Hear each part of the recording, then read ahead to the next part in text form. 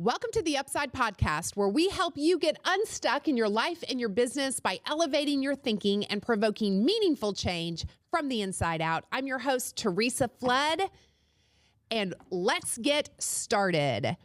So I don't know about you, but I love a great story. Most human beings love a great story.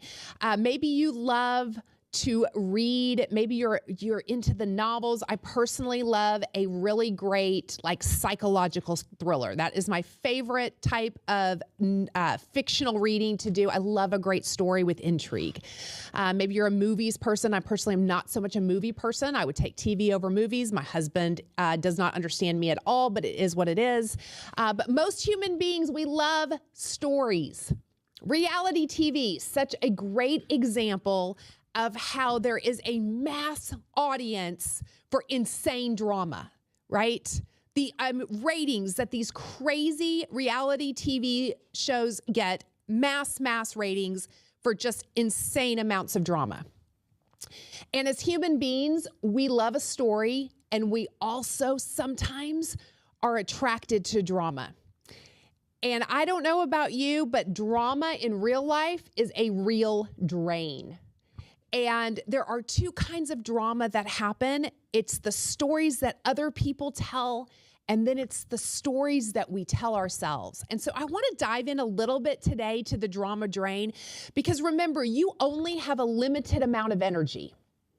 And the older we get, I feel like that amount of energy becomes a tad bit less. But we have a limited amount of energy. And so when we spend our energy on things that are not valuable, that are not productive, that are not serving us well or serving the people around us well, we don't have then the energy to spend on our goals, on the things that we want to do, on making impact. And so drama can be one of the absolute largest energy sucks around us. And I want to give you some tools that will maybe help you avoid the drama drain so that you can have more energy to work on amazing things.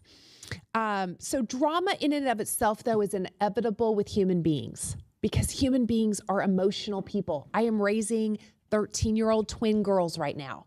There's a little bit of drama that happens in 7th grade. Guess what? There's a little bit of drama that happens with 30-year-olds and 40-year-olds and 50-year-olds and 60-year-olds and 70-year-olds and 80-year-olds.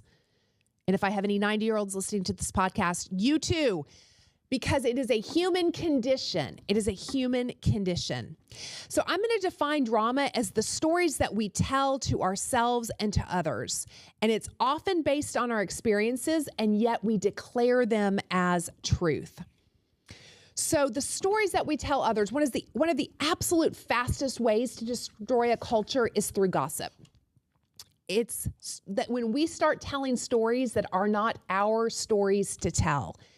So here's the trick on gossip, though. Gossip is not just gossip because it's false. Gossip can also be true, or there could be some truth in it. It could be your experience, but it's not a story that you need to be telling. Even true stories can be so harmful when they're shared inappropriately. When you speak about somebody, you hold their reputation in your hands. It's a powerful thing when we share something about somebody else. We always say in our Keller Williams office, when productivity is high, drama is low. When productivity is low, drama is high. Meaning when we're not spending time on productive, great things, we tend to get more stuck in the muck. So the most low-level conversations that we can have with somebody is when we're talking about people. It takes the lowest amount of IQ to talk about what Sally did or what Bob said or whatever. Lowest amount of IQ. The next kind of level of conversation is when we're talking about events. We're talking about the concert that we went to over the weekend, or we're talking about the office meeting that we had and what happened. The highest level, the most IQ that it takes is to talk about ideas, to talk about what you're learning, to talk about how you're processing something, what you're thinking about something. So the question is are your closest relationships based on low-level IQ conversations? Or is it time to raise the level of the conversations around you? So there is such a trap of negativity, and the easiest way to bond with somebody is actually through negativity. It is the easiest, fastest way to bond with somebody. So imagine you're standing in line at the grocery store, and maybe there's somebody that's cutting coupons and they're taking a bunch of time and they're whatever. And so it's causing the cashier's not very good and they're really slow. And so it's causing the whole line to back up, right? And if people are starting to get frustrated, how easy is it to look at the person behind you and share a moment about that shared frustration? And you instantly bond over that shared negative relationship. Rarely do you look at the person behind you and go, man, this cashier is awesome. They are fast. They are courteous. It is so easy to bond over negativity. And we can use that as a crux when trying to relate to people around us, because it does create an instant bond. You may not be the drama creator. You may just be a drama collector. And so I want to talk to all of you drama collectors out there. If you feel like you are the one that everybody constantly dumps on, everybody is bringing you the negativity, and maybe it's shrouded in their asking for advice, but you are the one that the drama gets dumped on, I would encourage you to pause for a moment and ask yourself why. Is there a reason that you're inviting that drama in? Are you being a listening ear when you need to be shutting it down? Are you allowing yourself to bond with others or to feel like you have an importance over hearing that kind of negativity? Because here's the problem. It's going to drain your energy. It's going to drain your energy. You need to be putting your energy towards positivity and towards things that are going to matter. I tell my girls this all the time, but those who gossip to you will gossip about you. Those who gossip to you will gossip about you. So when stories that can be true, but that are not our stories to tell, that are hurting a reputation, remember, defend others when they're not present as you would want to be defended. That's a powerful thing in life. Defend others, even if you don't like them, even if you think it might be true. Defend them in the presence of other people just the way that you would want to be defended. And then there's also, so that's the stories that happen with other people, but there's also the stories that we tell ourselves. And what I mean by that is, and I'm talking specifically the stories we tell ourselves about other people. And we often pass judgment on other people's motives. And we don't actually know. We make assumptions and we pass judgments.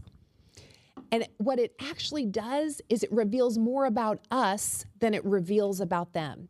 When we make assumptions about how somebody else is actually thinking or why somebody did something, usually, I'm not saying always, but usually it's because deep down we know that's how we would feel. Deep down we know that's how we would act. We would have a negative assumption on that. And so then we put that on somebody else. We've got to give ourselves grace and other people grace. A lot of times we give ourselves grace. We judge ourselves by our intentions, but we judge everybody else by their actions.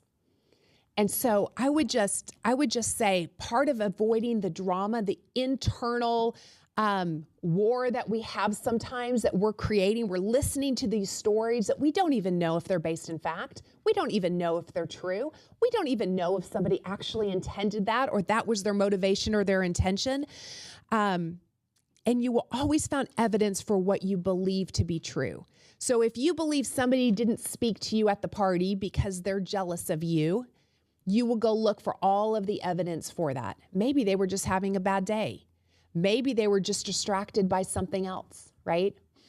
And your mindset will shape your reality.